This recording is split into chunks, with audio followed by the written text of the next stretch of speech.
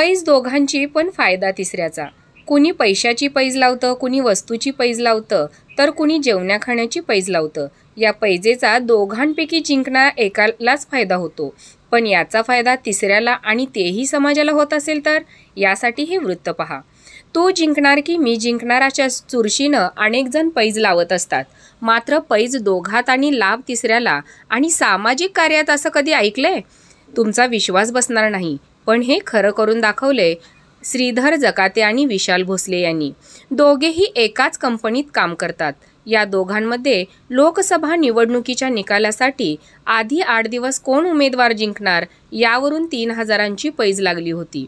श्रीधर जकाते यांनी संजय मंडलिक यांच्या बाजूने पैज लावलेली, तर विशाल भोसले यांनी श्रीमंत शाहू महाराज छत्रपती यांच्या बाजूने पैज लावली. पण जिंकलेली रक्कम त्यांनी सामाजिक कार्यासाठी वापरायचे अशी सुद्धा अट ठेवली. जो जिंकेल त्याच्या गावात ही रक्कम सामाजिक कार्यावर खर्च करण्यात येणार होती. या निकालात श्रीमंत शाहू महाराज छत्रपती विजयी झाले.